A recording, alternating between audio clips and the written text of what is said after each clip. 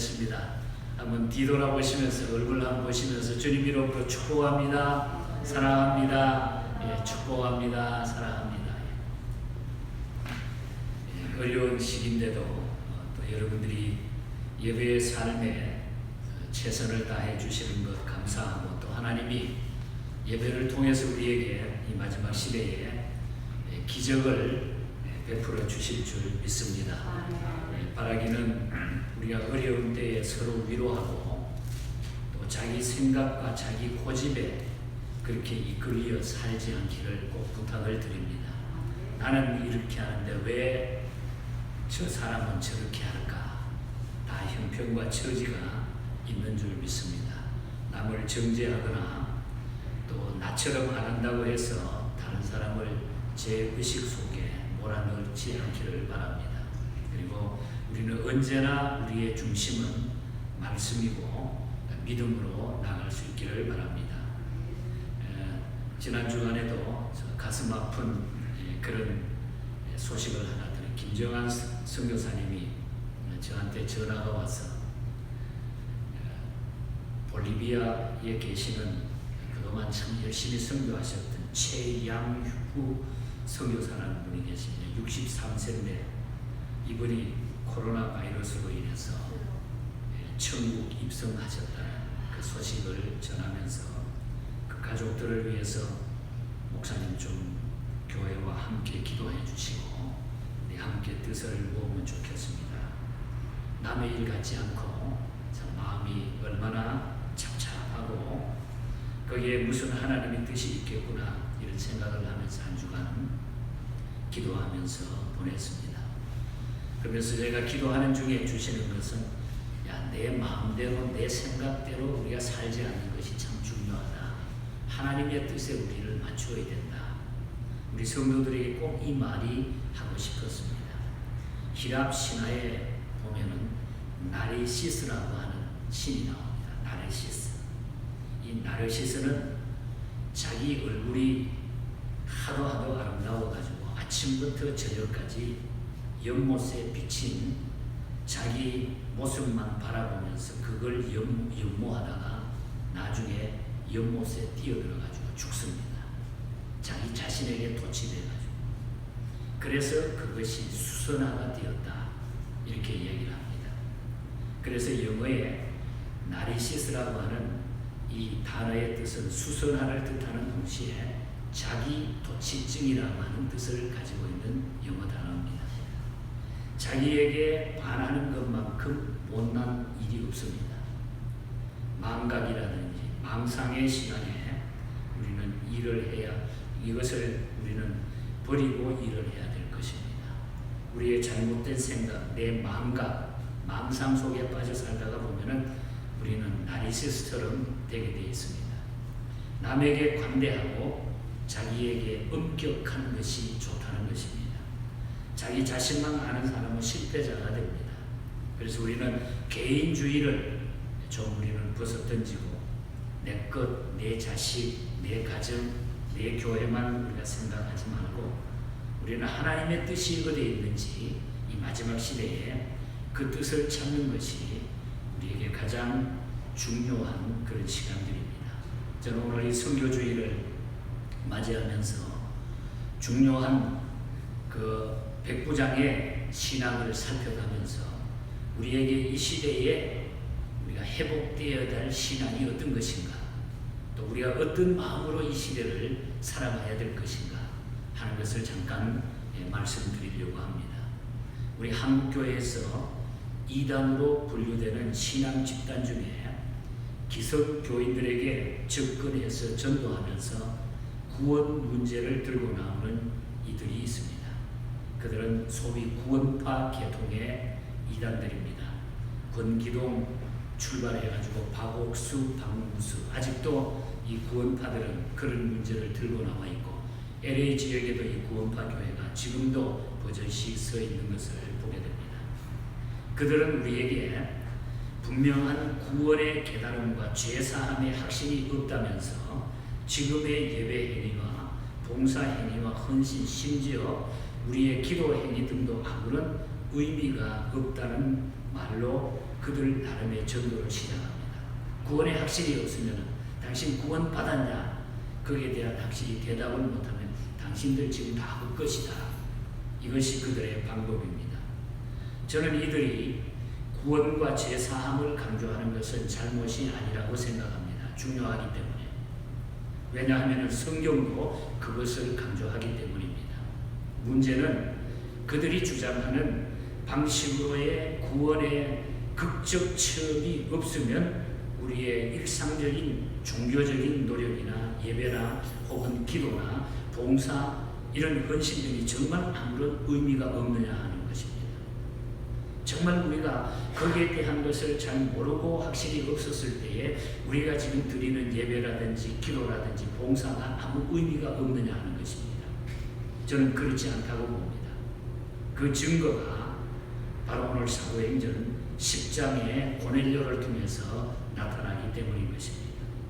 오늘 이 본문 말씀은 아직 예수님을 만나지도 성령을 체험하지도 못한 이방인인 로마군 장교 백부장 고넬료의 종교적 경건 실천의 모습을 우리에게 보여주고 있습니다. 여기서 우리는 성경이 아직 예수님을 만나지 못한 상태에서의 그의 종교적 실천이 아무런 의미가 없다고 말하지 않음을 주목할 수가 있다는 것입니다. 오히려 주님은 그의 종교적 실천을 하나의 진지한 구원의 과정으로 보고 있다고 하는 것입니다. 그래서 고넬료로 하여금 온전히 주님을 만나고 구원을 받도록 사도 베드로를 만나게 하셔서 예수를 구주로 믿게 하시고 성령을 체험하게 하시는 것입니다. 그리고 그는 마침내 사도행전의 역사에서 에티오피아 내시 다음으로 이방인으로 복음을 받아들인 자가 되어서 이방인 선교의 중요한 역할을 감당하는 평신도 선교사가 되는 것입니다. 제가 오늘 주보사에 지도 하나를 아마 다 넣어드렸습니다. 이 지도를 잠깐 보시면서 오늘 설교를 들을 때에 이해가 잘 될 겁니다. 지도에 보면은 요빠라고 하는 도시가 있습니다. 요빠. 그리고 북쪽으로 올라가면 가이사라 마리티마라고 하는 곳이 있습니다. 지금 이 두 곳을 연결해서 오늘 설교의 내용이 이루어질 것입니다. 요빠는 그 당시 베드로가 있었던 곳입니다. 베드로가 있었던 곳이고 그 다음에 가이사라 지방은 고넬료가 로마 군대에서 파견돼서 유대나라에 와서 근무하고 있었던 곳이 바로 가이사라 지방입니다. 그러니까 해안도로입니다. 해안도로. 그러니까 백부장 고넬료가 거주하던 것은 이스라엘 땅의 해안도시 가이사라였고 그가 베드로를 만나도록 준비하신 베드로의 방문지는 가이사라에서 남쪽으로 불과 내려오면은 약 50km, 아마 미국의 마일로 하면 한 32마일 정도 떨어진 해안 도시입니다. 오늘날 요빠인데 지금의 그 이스라엘에 가면은 텔 아비브라고 하는 이스라엘의 수도입니다. 그래서 지금 예루살렘으로 옮긴다고 다시 그런 얘기를 주고받고 있는 상태죠.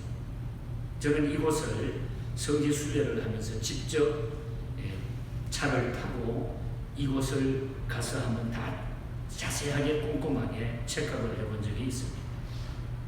이 가이사라에 있던 고넬료가 요빠에 머물고 있는 베드로를 가이사라로 청함으로써 유명한 고넬료의 핵심 드라마가 펼쳐지게 됩니다. 이 두 해안 도시는 당시 로마로 오가는 모든 배들이 정박하는 그런 항구였고 그리고 마침내 예수 그리스도의 복음을 로마와 온 세상으로 전파할 또 하나의 선교 증인과 선교사 가문이 태어나게 되었다는 것입니다. 그러면 주님이 이 이방인 선교의 도구로서 고넬료를 준비하고 쓰신 이유가 무엇일까? 이 시대에도 여전히 선교의 도구로 쓰임받기를 갈망하는 모든 이들이 물어야 할 질문이 아닐 수가 없다는 것입니다. 선교의 도구로 살고자 하는 이들에게 준비해야 될 영성을 바로 이 고넬료를 통해서 우리에게 도전케 만든다는 거죠. 그래서 선교 주일날 이 베드로에게 주셨던 이 영성 회복, 세 가지 영성 회복이 바로 오늘 우리가 이 시대, 마지막 시대에 우리가 가져야 될, 회복해야 될 영성이라는 것입니다. 첫 번째로는 가족 신앙의 영성을 우리가 회복해야 된다는 것입니다. 기독교 복음은 개인을 구원하는 영성에서 출발합니다. 복음을 수용하는 것도, 예수를 믿기로 결단하는 것도 어디까지 개인적인 결단에 근거하고 있습니다. 아무리 나와 친절한 사람이라도 나를 대신해서 예수를 믿을 수가 없습니다. 내가 아닌 다른 사람의 믿음에 근거해가지고 내가 구원받을 수가 없습니다. 내 아내가 믿음이 좋다고 해서 남편이 저절로 구원될 수가 없습니다. 그렇다고 기독교 신앙이 개인에 대한 관심에서 머문다고 생각하면 또 큰 잘못이라는 것입니다. 개인만 구원받으면 된다. 거기에만 또 급급해가지고 거기에만 중점을 주면 잘못이라는 겁니다. 복음을 통한 구원이 정말 한 사람의 운명을 바꾸는 중대한 사건이라고 하면은 그 구원이 나에게만 일어나는 데서 어떻게 만족할 수 있단 말입니까? 그 다음에는 내가 구원받았다고 하면 그 복음이 그렇게 중요하다고 하면은 나에게만 머물러 있어서는 안 된다는 거예요. 구원받은 모든 그리스도인은 자연스럽게 이 놀라운 구원이 누구보다 먼저 내 가족에게 임하기를 갈망할 것이라는 것입니다. 그런 의미에서 성경적인 이 성경의 신앙은, 성경적 신앙은 개인적인 면이면서도 가족적으로, 더 나아가서는 사회적인 성격을 가지고 있다는 거예요. 복음이라고 하는 것은. 구약에 보면 노아가 갖게 된 여호와 신앙의 궁극적인 축복은 그 가족을 구원하는 축복으로 이어집니다. 비록 그가 그 시대에 많은 사람을 구원해가지고 방주로 인도하지 못했지만은 자신의 가족을 구원함으로써 결국 구속사를 이어가는 믿음의 명문가가 되었던 것입니다. 그래서 이 노아는 8 식구, 자기 가족을 다 구원해서 명문 가족을 이루는 구원사를, 하나님의 구원 역사를 가족을 통하여 연결시켰다는 것입니다. 히브리서 11장 7절에 보면 믿음으로 노아는 아직 보이지 않는 일에 경고하심을 받아 경외함으로 방주를 준비하여 그 집을 구원하였으니 이로 말미암아 세상을 정죄하고 믿음을 따르는 의의 상속자가 되었느니라.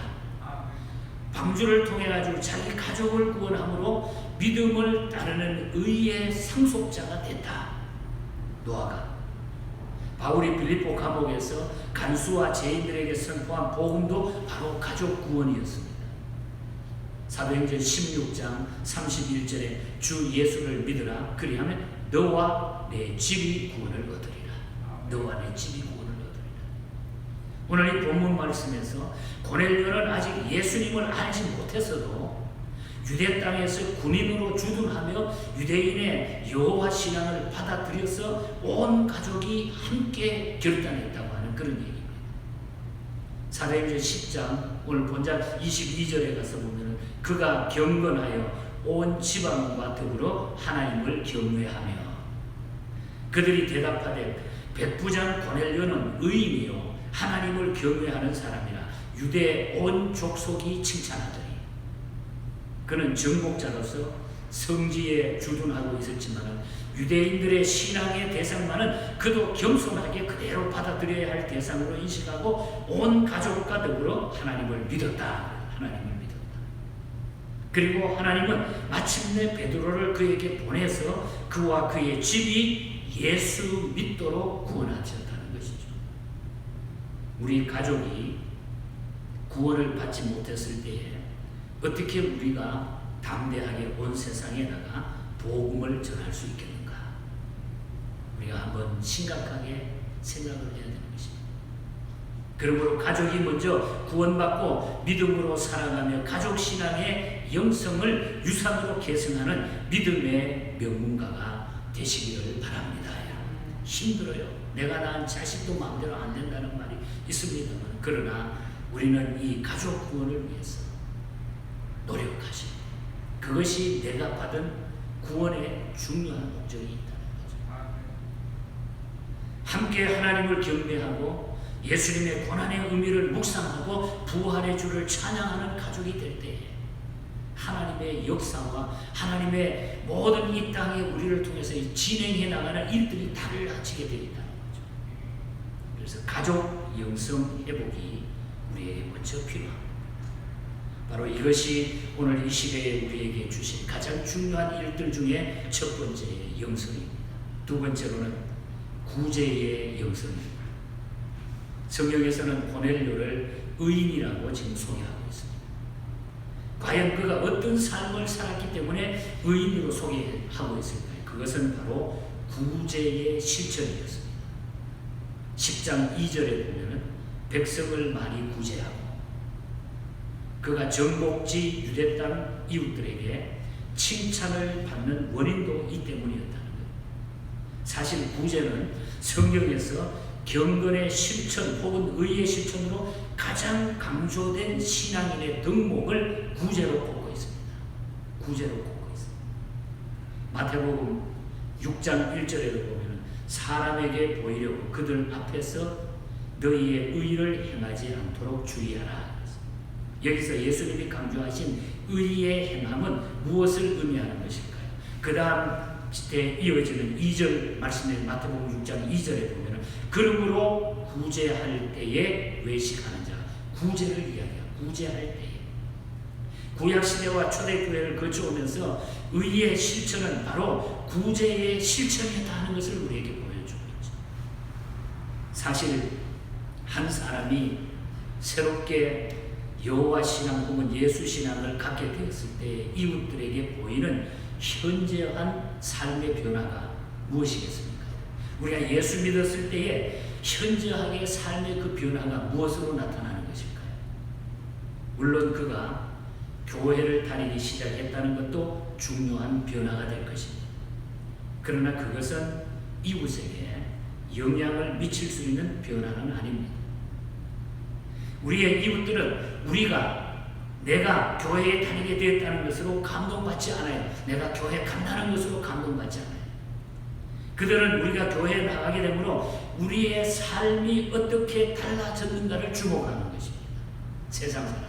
삶이 저 사람이 어떻게 달라졌는가 그걸 주목해요. 그러므로 교회에 나가기 전에는 나밖에 몰랐던 이기적인 우리가 이웃들을 생각하고 이웃들과 나눔의 삶을 살기 시작할 때에 이웃들은 감동하기 시작하는 것입니다. 성경은 고넬료가 새롭게 갖게 된 믿음의 경건은 바로 이런 구제의 실천으로 나타나고 그것이 바로 경건의 증거라고 확실하게 우리에게 가르쳐주고 있습니다. 야고보서 1장 27절을 보면 하나님 아버지 앞에 정결하고 더러움이 없는 경건은 곧 고아와 과부를 그 환난 중에 돌보고 또 자기를 지켜 새 속에 물들지 아니하는 그것입니다. 여기도 보면 구제에 대한 이야기를 나누고 있습니다. 이처럼 구제는 그리스도인들이나 그리스도인 공동체에서 선교와 함께 강조된 영성 실천의 덕목이 바로 구제라는 것. 남을 돕고 남을 생각하는 것. 교회가 존재하는 이유도 마찬가지입니다. 교회가 자기 교회가 돈 많이 모아가지고 자기 교회 이름을 내고 교회당 크게 짓고 이게 목적이 아니라 이웃을 돌보고 실천하고 구제하고 이걸 통해서 주의 복음을 전하는 것이다. 바울의 고백을 들어보십시다. 갈라디아서 2장 9절과 10절에 바울은 또 기둥같이 여기는 야고보와 게바와 요한도 내게 주신 은혜를 알므로 나와 바나바에게 친교의 악수를 하였으니 우리는 이방인에게로 그들은 할례자에게로 가게 하려 함이니라. 다만 우리에게 가난한 자들을 기억하도록 부탁하였으니 이것은 나도 본래부터 힘써 행하여 왔노라.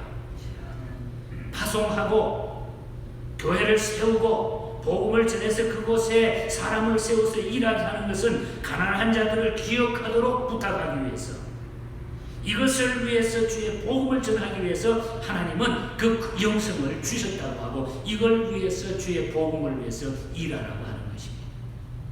바울은 자신이 감당할 가장 중요한 사명은 이방인 선교이지만 선교와 함께 잊지 않고 실천하고자 하는 것이 가난한 자를 돌아보는 실천이었다고 말하고 있습니다. 가난한 자를 돌아보는. 하나님이 바울을 쓰신 이유, 고넬료를 사용하신 이유는 바로 이런 영성의 실천을 귀하게 보셨기 때문입니다. 자, 그렇다고 하면 오늘을 사는 우리도 구제의 영성이 풍성하기를 우리는 기도해야 마땅합니다. 우리는 가난하고 외로운 이웃들을 찾아 그들과 함께하는 노력을 해야 됩니다. 그러면 하늘의 하나님께서 매우 기뻐하실 것이라고 했습니다. 잠언 11장 25절을 보면 구제를 좋아하는 자는 풍족하여질 것입니다. 24절에 가도히 아껴도 가난하게 될 것입니다. 구제는 여호와께 꾸이는 것 갚아주신다고 이렇게 약속하고 있습니다. 바울은 마지막에 세상을 떠나기 전에 사랑하는 디모데에게 디모데후서 4장 5절에 보면 그런 이야기를 합니다. 모든 일에 신중하여 고난을 받으며 전도자의 일을 하며 내 직무를 다하라. 그런 부탁을 합니다. 그게 직무 속에는 특별히 남을 돕는, 남을 생각하는 이런 안타까운 마음을 내포하고 있는 그런 메시지입니다. 우리 교회가 초창기에 1992년부터 선교를 할 때 1995년도입니다. 5년도에 제가 중국 길림성을 가서 유화 창성이라고 하는 아주 시골 교회입니다. 그때 22살 먹은 청년을 하나 만나는데 이 청년은 나면서부터 목 아래가 다 소아마비가 되어 있었어요. 그러니까 목 위에만 말을 할 수 있고 밑에는 다 소아마비로 걷지 못하고 남을 의지하고 있습니다. 그때 복음을 전하면서 이야기를 했습니다. 예수 믿으면 영혼이 구원받습니다. 얼마나 기뻐하는지. 복음을 들으면서 그 집회하는 시간 3박 4일 동안 그냥 거기에 누워서 자면서 먹고 자면서 계속 잠도 안 자는 것 같아요. 얼마나 은혜를 받는지. 그때 목사를 자기는 처음 봤다는 거예요. 목사를. 그 지역에 목사를 처음 봤다고 하는 할머니들 많은 분들을 봤습니다. 그래서 저는 그때 그것을 느끼면서 너무너무 마음이 아프고 견딜 수가 없었어요. 그래서 그분에게 복음을 전하고 가져간 선물을 드리고 내가 도와야 되겠다고 하는 이런 생각을 하면서 그 다음번에 가서 만나고 얼마나 기뻐하는지. 그런데 그 다음 1년 6개월 후에 저를 만나고 1년 6개월 후에 이 청년은 세상을 떠났습니다. 이 청년이 세상을 떠남으로 그곳 지역에 많은 변화가 일어나기 시작했어요. 복음이 들어갔습니다. 지금 우리 박성진 목사님이 계시는 그 강가정 그곳 지역입니다. 그때부터 복음의 문이 열리기 시작하면서 지금까지 오고 있습니다. 97년에는 신의주 단동지역에서 집회를 할 때 신의주에서 넘어온 북한 사람이 북한 자매인데 37살 자매인데 딸 하나를 데리고 왔어요. 어떻게 들었는지 테이프를 통해서 제 설교를 들었다, 이름을 들었다 그러면서 집회에 참석해가지고 그 아이가 말을 하지 못해. 복음을 듣고 너무너무 기뻐하면서 이렇게 자유롭게 설교를 들을 수 있고 예배를 들을 수 있는 것이 너무 감격하다고 했어요. 저는 돌아와서 그때부터 북한에다가 그 테이프를 들을 수 있는 그 기계가 그때만 해도 10불이면 미국에서 살 수 있었어요. 그걸 대량으로 갈 때마다 엄청난 수천 개를 우리는 그때부터 북한에 보내기 시작했어요. 설교 테이프를 보내고 책자를 보내고 저는 그때 미친 듯이 제가 생각해도 있는 거 없는 거 다 주고 싶었습니다. 솔직한 말. 어떻든 그렇게 저는 마음을 정하고 지금까지 왔는데 이 베푼 하나님의 사랑이 교회도 교회지만 제 자신에게는 너무너무 감격적으로 와닿는다. 감격적으로. 어떤 곳에서든지 간에 정말 부끄럽지 않다고 하는 이 생각 속에 저는 살아요. 하나님이 주신 것 내가 베푼다고 하는. 저희 집에 뭐 돈이 많이 있습니까? 그러나 항상 부자같이 생각이 됩니다. 모든 것이 하나님의 것인데 하나님의 것을 우리가 가지고 살아가는 자. 그래서 우리가 이 구제의 영성, 이것이 바로 성교예요. 이것이 바로 성교. 이 마음이 없이는 우리가 이 시대에 풍성한 삶을 나눌 수가 없어요. 오늘 이 고넬료는 남의 나라에 와가지고 지도자로 있는데 사실 그 형편 속에서 자기가 그렇게 할 수 없는 형편인데도 불구하고 이 고넬료는 그것을 지금 실천해 나갑니다. 그것도 믿음이 있는 것도 아니지. 하나님에 대해서 조금 알지만 예수님에 대해서는 모르고 있는 상태. 그런 입장 속에서 이 고넬료는 놀라운 일을 지금 나타내고 있는 것을 보게 됩니다. 가족의 영성을 회복해야 됩니다. 구제의 영성을 우리는 회복해야 됩니다. 그리고 마지막으로는 기도의 영성입니다. 기도의 영성. 한 성경학자는 고넬료의 집은 2개의 창을 열고 있었다. 그런 이야기를 했습니다.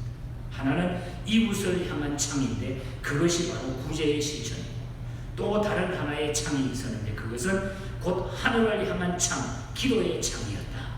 구제와 기도의 창. 하늘을 향한 창, 아래로는 구제의 창.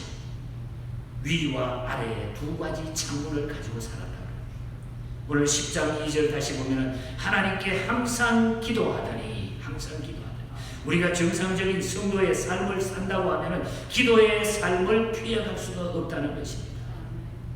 그런데 성경은 고넬료의 기도의 삶을 의식적인 차원에서 증거하는 것이 아니라 그가 항상 기도하며 살았다. 이렇게 증거. 항상 기도하면서 살았다. 기도가 곧 그의 삶이었던 것입니다. 물론 그는 아직 하나님만 알고 예수님에 대해 모르고 있는 거예요. 아주 애순입니다.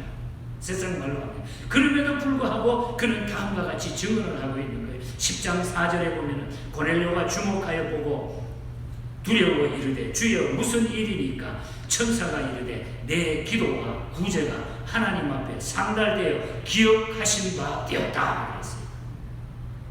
이러한 그의 증언을 통해서 우리는 예수를 모르던 고넬료의 기도를 연락하시고 기억하신 하나님께서 예수 믿고 예수의 이름으로 드리는 우리의 기도가 또한 기뻐 연락하신다고 하는 그 기도가 얼마나 중요하다는 것을 우리에게 보여주고 있다는 거죠. 그래서 우리가 하나님 앞에 기도하기만 하면 하나님은 그 기도를 연락하신다는 것을 믿으시기 바랍니다. 그래서 우리는 기도해야 돼요. 계속 이어지는 기도의 드라마를 보시기 바랍니다. 기도하는 고넬료를 보시고 하나님의 천사는 그에게 뭐라 그럽니까?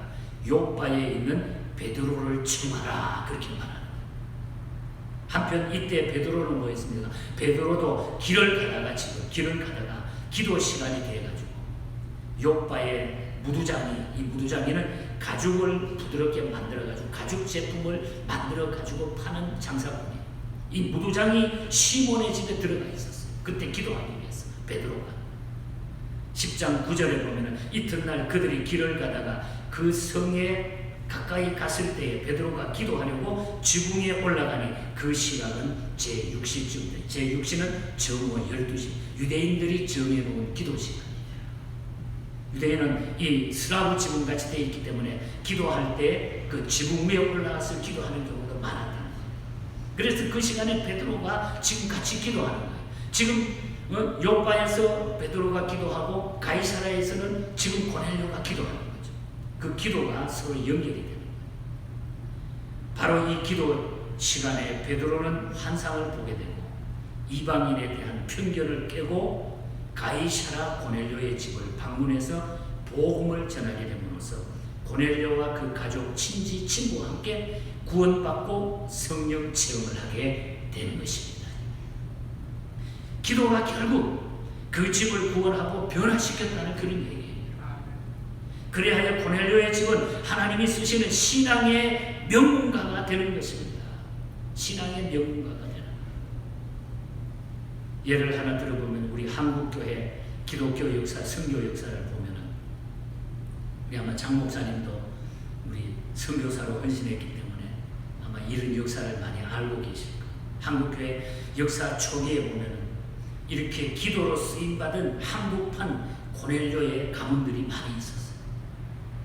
장사꾼 서씨라고 하는 분이 평안북도 의주에서 태어나가지고 어릴 적 서당에서 한학을 배워서 글쓰기를 배우면서 아주 뛰어났습니다. 그리고 글을 읽음으로써, 그 당시에 글을 읽는다고 하는 건 쉽지 않았어요. 글을 읽음으로 새로운 세상을 동경해가지고 청년 시절에 이미 이분은 중국을 오고 가면서 홍삼 비즈니스를 시작을 합니다. 홍삼을 갖다 파는 겁니다.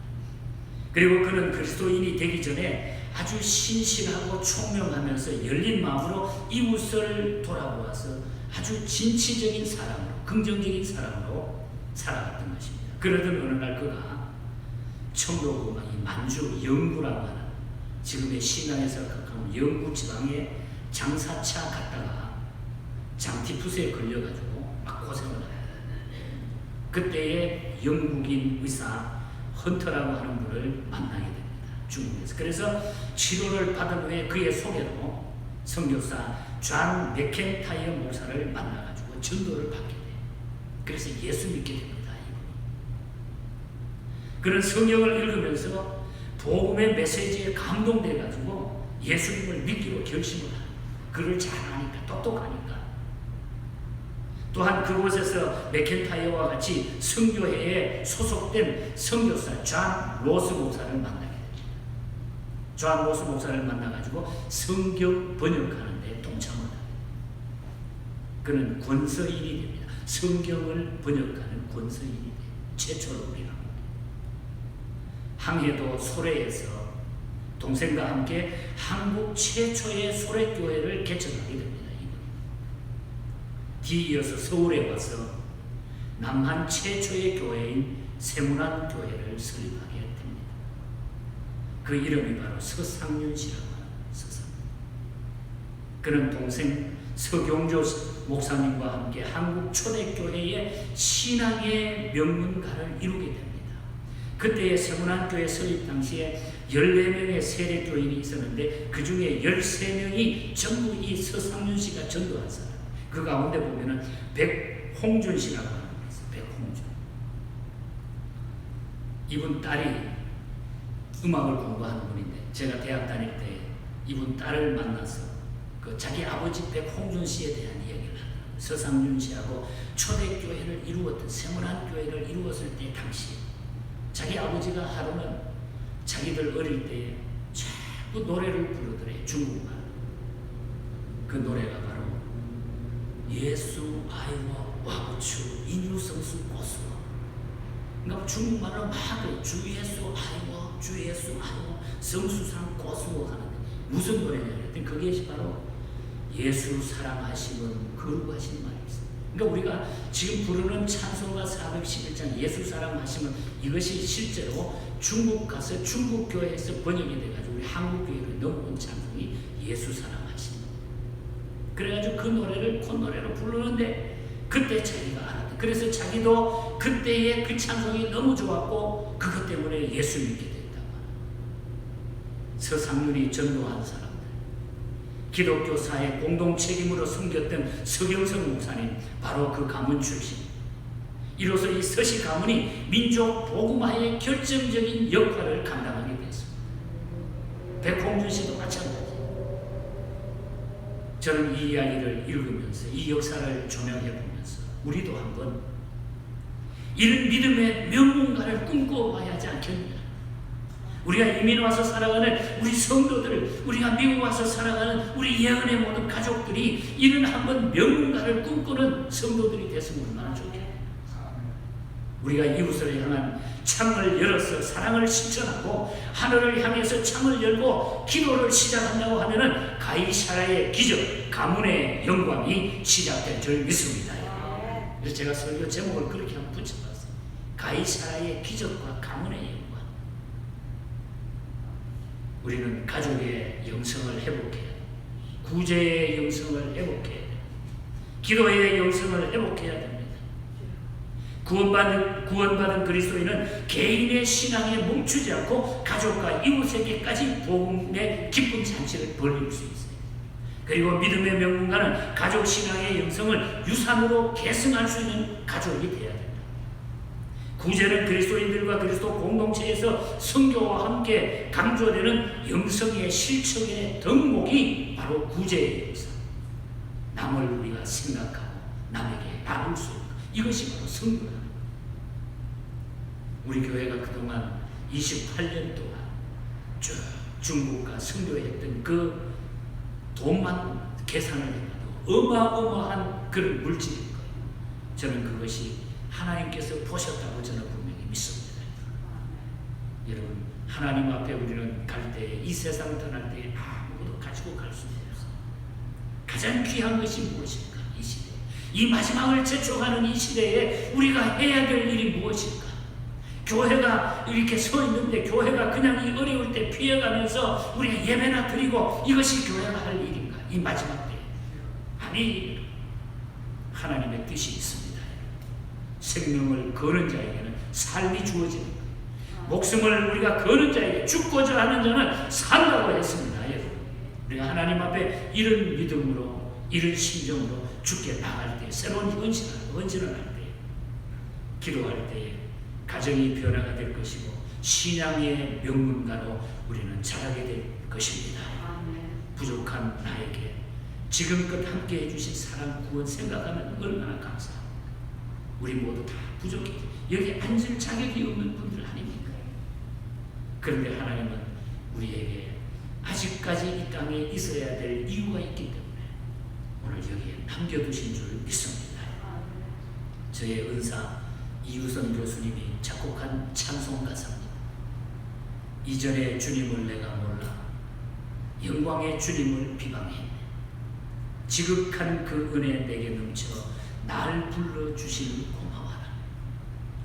나 받은 달란트 얼마는가 나 힘써 그것을 남기어서 갑절로 주님께 바치오면 충성된 종이라 상 주시리. 전하고 무능한 나에게도 귀중한 직분을 맡기셨다. 그 은혜 고맙고 고마워라. 이 생명 바쳐서 충성하리.